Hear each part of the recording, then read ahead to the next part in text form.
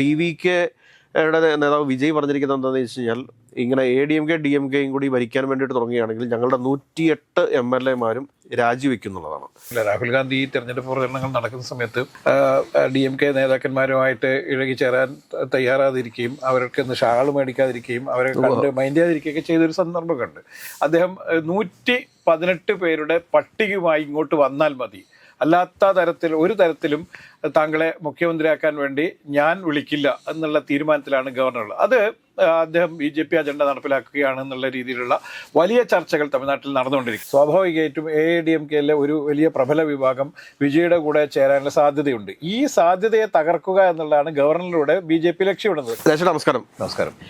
രാജേട്ടാ, ഈ തമിഴ്നാട്ടിലെ രാഷ്ട്രീയം ആർക്കും മനസ്സിലാക്കാൻ പറ്റാത്ത സാഹചര്യങ്ങളിലൂടെ പോയിക്കൊണ്ടിരിക്കുന്നത്. ഇപ്പോൾ ഈ DMKയും ADMKയും കൂടെ ചേർന്ന് കഴിഞ്ഞാൽ അവർക്ക് രണ്ടുപേർക്കും കൂടി ഭരിക്കാൻ വേണ്ടി സാധിക്കും. പക്ഷെ കഴിഞ്ഞ ദിവസം സ്റ്റാലിൻ പറഞ്ഞത് ഒരു 6 മാസം വിജയ് ഭരിച്ചോട്ടെ എന്ന് പറയുന്നത്. 108 MLA മാരാണ് വിജയ്ക്കുള്ളത്. അപ്പോൾ കോൺഗ്രസ് പിന്തുണയ്ക്കുന്ന കൂട്ടിയാണ് പറഞ്ഞത് 108, അല്ല അങ്ങനെയല്ലേ? അത് കൂടാതെ തന്നെ ഉണ്ട്. അപ്പോൾ 5 കൂടെ കൂട്ടുമ്പോഴത്തേക്കും 113. ഇനിയും 11 സീറ്റും കൂടി കിട്ടിയാൽ അദ്ദേഹത്തിന് ഭരിക്കാൻ പറ്റും. കോൺഗ്രസിന്റെ 5 എണ്ണം കിട്ടിക്കഴിഞ്ഞിട്ട് ഇനി 6 സീറ്റും കൂടി കിട്ടിയാൽ ഭരിക്കാം. 6 സീറ്റ് കൂടെ കറക്റ്റ്. അപ്പോൾ ഇപ്പോൾ സംഭവിച്ചുകൊണ്ടിരിക്കുന്നത് എന്താണെന്ന് ചോദിച്ചു കഴിഞ്ഞാൽ, ADMKയും DMKയുമായിട്ടൊരു ധാരണയിലേക്ക് എത്തിയിട്ടുണ്ട് എന്നാണ് നമുക്ക് മനസ്സിലാക്കാൻ വേണ്ടിയിട്ട് സാധിക്കുന്നത്. അപ്പോൾ TVK നേതാവ് വിജയ് പറഞ്ഞിരിക്കുന്നത് എന്താണെന്ന് വെച്ച് കഴിഞ്ഞാൽ, ഇങ്ങനെ ADMK DMKയും കൂടി ഭരിക്കാൻ വേണ്ടിയിട്ട് തുടങ്ങുകയാണെങ്കിൽ ഞങ്ങളുടെ 108 MLA മാരും രാജിവെക്കുന്നുള്ളതാണ്. ഇനി ADMKയും DMKയും കൂടി ഭരണത്തിൽ വരുന്നൊരു സാഹചര്യം ഉണ്ടായിക്കഴിഞ്ഞാൽ തമിഴ്നാട്ടിൽ കോൺഗ്രസിൻ്റെ അവസ്ഥയാണ് ഏറെ പരിതാപകരമാവാൻ വേണ്ടി പോകുന്നത്. കാരണം ഇപ്പോൾ ഇന്നലെ തന്നെ സ്റ്റാലിൻ പറഞ്ഞു കഴിഞ്ഞു, ഈ കോൺഗ്രസ് കാണിച്ചിരിക്കുന്നത് വലിയ വഞ്ചനയാണ്, രാഷ്ട്രീയ വഞ്ചനയാണ് എന്ന് പറഞ്ഞിട്ടുണ്ട്. അത് ശരിവെക്കുന്ന രീതിയിൽ തന്നെയാണ് കാര്യങ്ങൾ. അതുകൂടാതെ തന്നെ മുസ്ലിം ലീഗ് അവിടെ പിന്തുണയ്ക്കുന്നില്ല എന്നുകൂടി നമ്മൾ മനസ്സിലാക്കണം. TVK പിന്തുണയ്ക്കുന്നില്ല. TVKയുടെ ആ ഒരു രാഷ്ട്രീയ നേട്ടം അത് എന്താണ്, എങ്ങനെയാണ് എന്ന് ഒരു പഠനം നടത്തിയതിനു ശേഷമൊക്കെ ആയിരിക്കുമോ? അതിനെക്കുറിച്ച് എന്തെങ്കിലും കാര്യഗൗരവമായ ഒരു ചിന്ത ഉണ്ടായിട്ടാണോ, അല്ലെങ്കിൽ പരിശോധന നടത്തിയിട്ടാണോ കോൺഗ്രസ് ഇപ്പോൾ ഈ TVKക്ക് നൽകിയിരിക്കുന്ന പിന്തുണ? അല്ല, ഈ TVK ആയിട്ട് നേരത്തെ തന്നെ കോൺഗ്രസ് ഒരു സഖ്യത്തിലേക്ക് ഏർപ്പെടാനുള്ള നീക്കം നടന്നിരുന്നു. പക്ഷേ അവസാന ഘട്ടത്തിൽ അത് പിന്നെ നടത്തേണ്ടതില്ല എന്ന് തീരുമാനിക്കുകയായിരുന്നു. കാരണം TVKയുടെ പെർഫോമൻസ് എങ്ങനെ വരും എന്നതിന് ശേഷം രാഷ്ട്രീയ തീരുമാനങ്ങൾ എടുക്കുന്നതായിരിക്കും നല്ലത് എന്നുള്ള ഒരു തീരുമാനത്തിൻ്റെ ഭാഗമായിട്ടാണ്. രാഹുൽ ഗാന്ധി ഓർമ്മയുണ്ടെന്നറിയില്ല, രാഹുൽ ഗാന്ധി ഈ തെരഞ്ഞെടുപ്പ് പ്രചരണങ്ങൾ നടക്കുന്ന സമയത്ത് DMK നേതാക്കന്മാരുമായിട്ട് ഇഴകിച്ചേരാൻ തയ്യാറാതിരിക്കുകയും അവർക്ക് ഷാള് മേടിക്കാതിരിക്കുകയും അവരെ കണ്ട് മൈൻഡ് ചെയ്യാതിരിക്കുകയൊക്കെ ചെയ്തൊരു സന്ദർഭമൊക്കെ ഉണ്ട്. ഇതിൻ്റെ ഒരു പ്രധാനപ്പെട്ട കാരണം എന്ന് പറയുന്നത് വിജയ്ക്ക് കൈകൊടുക്കാൻ വേണ്ടി നേരത്തെ തന്നെ അവർ തീരുമാനിച്ചിരുന്നു എന്നുള്ള. ഒരുപക്ഷെ തെരഞ്ഞെടുപ്പിന് മുന്നേ തന്നെ വിജയ്ക്ക് കൈകൊടുക്കാൻ കോൺഗ്രസ് തയ്യാറായിരുന്നെങ്കിൽ ഒരുപക്ഷെ കേവല ഭൂരിപക്ഷം ഇപ്പോൾ തന്നെ അവർക്ക് ലഭിക്കുമായിരുന്നു എന്നുള്ള ചർച്ചകളാണ് ഇപ്പോൾ തമിഴ്നാട്ടിൽ നിന്ന് വന്നുകൊണ്ടിരിക്കുന്നത്. ഇതിലൊരു പ്രധാനപ്പെട്ട വിഷയം എന്ന് പറയുന്നത് ADMKയും DMKയും തമ്മിൽ ബദ്ധവൈരികളായിരുന്നു. ദീർഘകാലമായി അവർ തമ്മിലുള്ള പോരാട്ടമായിരുന്നു തമിഴ്നാട് രാഷ്ട്രീയം.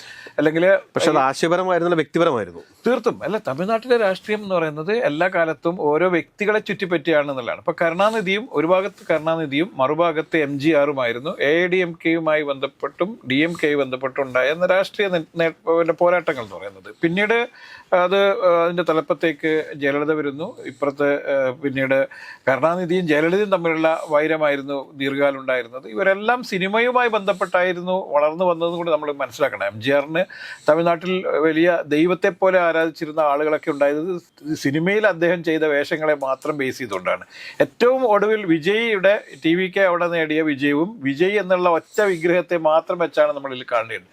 അല്ലാതെ അതിൽ വളരെ ഒരു വലിയ നേതാക്കന്മാരുടെ ഒരു വലിയ പടയൊന്നും ആ പാർട്ടിയിൽ ഇല്ല എന്ന് കാണണം. അവരുടെ ഒരു ഫാൻസ് ഗ്രൂപ്പ് നേരെ ഒരു പാർട്ടിയായി മാറുന്നു. ആ പാർട്ടിയുടെ തലപ്പത്ത് വിജയ് ആണ് എന്നുള്ള ഒറ്റ ധൈര്യത്തിലാണ് ഈ 108 സീറ്റുകൾ അവർക്ക് നൽകിയിരിക്കുന്നത്. ഒരു പക്ഷേ എനിക്ക് തോന്നുന്നു ഗ്രൗണ്ട് ലെവലിൽ കുറച്ചും കൂടി വർക്ക് ചെയ്യാൻ വേണ്ടി വിജയ്ക്ക് കഴിഞ്ഞിരുന്നുവെങ്കിൽ ഒരു 120 സീറ്റൊക്കെ ഈസി ആയിട്ട് അദ്ദേഹത്തിന് നേടാൻ പറ്റുമായിരുന്നു. പക്ഷേ അദ്ദേഹത്തിന് അത് പറ്റിയില്ല. വളരെ ചെറിയ കാലം മാത്രമേ ആയുള്ളൂ ഈ പാർട്ടി ഉണ്ടായിട്ട്. 2 വർഷം മാത്രം പ്രായമായ ഒരു പാർട്ടിയാണ്. ആ പാർട്ടിക്ക് ഭരണത്തിനോട് അടുത്ത് വരെ വരാൻ കഴിഞ്ഞു എന്നുള്ളത് തന്നെ തമിഴ്നാട്ടിൽ ഉണ്ടായിരിക്കുന്ന വലിയ രാഷ്ട്രീയ മാറ്റത്തിൻ്റെ ലക്ഷണമാണ്.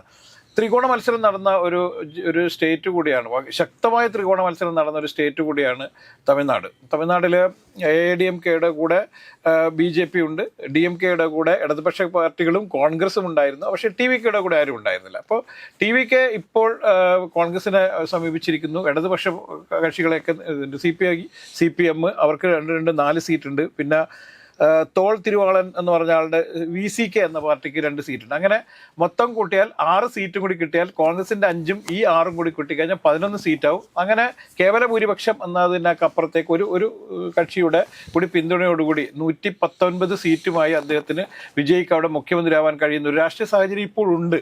പക്ഷേ ഇതിൽ ഏറ്റവും വലിയ ഒറ്റക്കക്ഷിയായ TVK എന്തുകൊണ്ടാണ് ഗവർണർ രാജേന്ദ്ര കേരള ഗവർണർ തന്നെയാണ് അവിടെ ചുമതലയുള്ളത്, അദ്ദേഹം 118 പേരുടെ പട്ടികയുമായി ഇങ്ങോട്ട് വന്നാൽ മതി, അല്ലാത്ത തരത്തിൽ ഒരു തരത്തിലും താങ്കളെ മുഖ്യമന്ത്രിയാക്കാൻ വേണ്ടി ഞാൻ വിളിക്കില്ല എന്നുള്ള തീരുമാനത്തിലാണ് ഗവർണർ. അത് അദ്ദേഹം BJP അജണ്ട നടപ്പിലാക്കുകയാണ് എന്നുള്ള രീതിയിലുള്ള വലിയ ചർച്ചകൾ തമിഴ്നാട്ടിൽ നടന്നുകൊണ്ടിരിക്കുന്നു. BJP അജണ്ട നടപ്പിലാക്കുക എന്നുള്ളതല്ല, എനിക്ക് തോന്നുന്നു BJPക്ക് മുമ്പിൽ സറണ്ടർ ചെയ്യാതെ സത്യപ്രതിജ്ഞയ്ക്ക് അവസരം ഒരുക്കില്ല എന്ന BJP അജണ്ട എന്ന് പറയുന്നത് തന്നെയാണ്. BJPയുടെ കാലെ പിടിക്കണം എങ്കിൽ മാത്രമേ അല്ല, നമ്മൾ പഴയ ചരിത്രങ്ങൾ എടുത്ത് നോക്കുമ്പോഴത്തേക്ക് AB വാജ്പേയി എത്രയോ പ്രാവശ്യം കേന്ദ്ര സർക്കാർ ഉണ്ടാക്കാൻ വേണ്ടിയിട്ട് കേവല ഭൂരിപക്ഷം ഇല്ലാതെ ക്ഷണിക്കുകയും 13 ദിവസങ്ങൾക്ക് ശേഷം രാജിവെച്ചിറങ്ങേണ്ട അവസ്ഥയൊക്കെ വന്നിട്ടുണ്ട്. പല സ്ഥലങ്ങളിലും ഭൂരിപക്ഷം ഇല്ലാത്ത ഒരുപാട് സർക്കാരുകൾ ഉണ്ടായിട്ടുണ്ട്.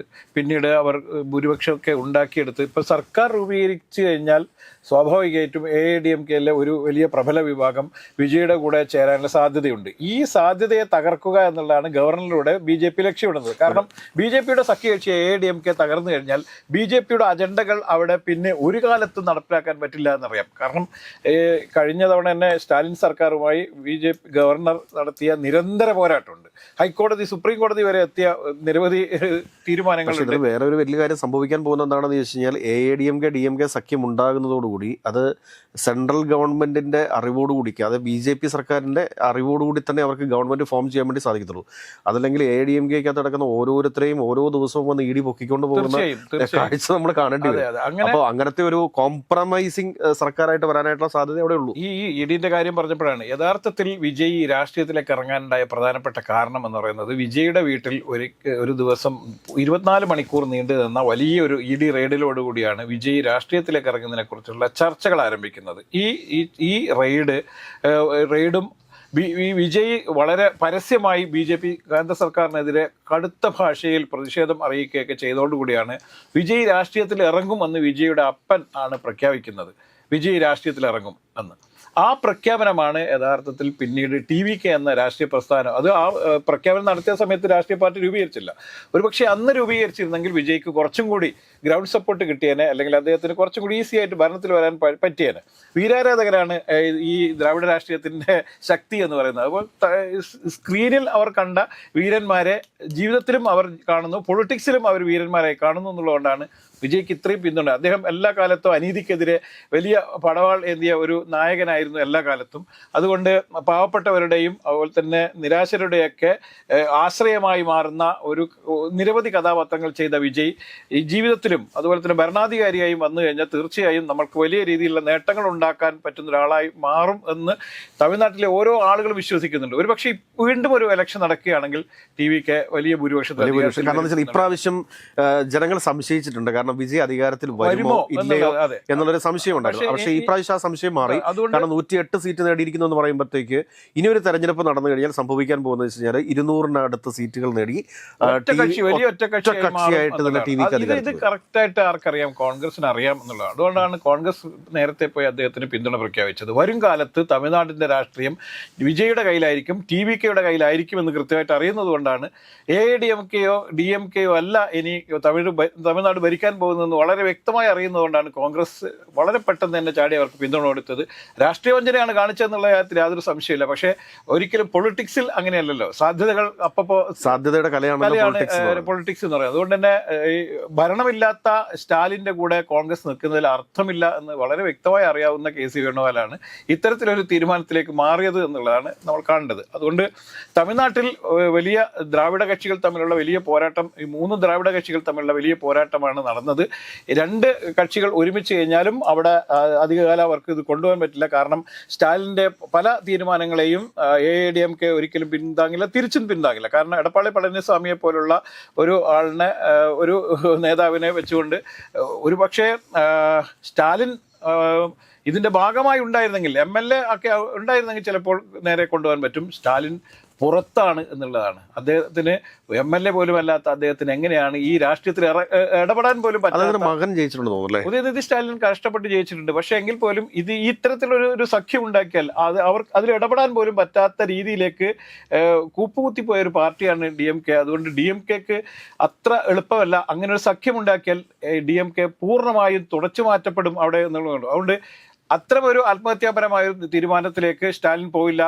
സ്റ്റാലിൻ പ്രതിപക്ഷ നേതാവായിട്ട് പോലും ഇരിക്കാൻ പറ്റാത്തൊരു സാഹചര്യത്തിൽ സ്റ്റാലിൻ അതിന് വേണ്ടി മുൻകൈ എടുക്കില്ല എന്നുള്ളത് കൊണ്ട് തന്നെ ഉദയനിധിയെ നേതാവാക്കി ചിലപ്പോൾ വീണ്ടും DMK അവിടെ ഒരു പോരാട്ടം നടത്താനാണ് സാധ്യത. ഒരു സഖ്യത്തിലേക്ക് AIADMK സഖ്യത്തിലേക്ക് അവർ പോവില്ല. കാരണം അങ്ങനെ ഒരു തീരുമാനം എടുത്താൽ അത് വലിയ തിരിച്ചടിയാവും എന്നുള്ളതാണ്.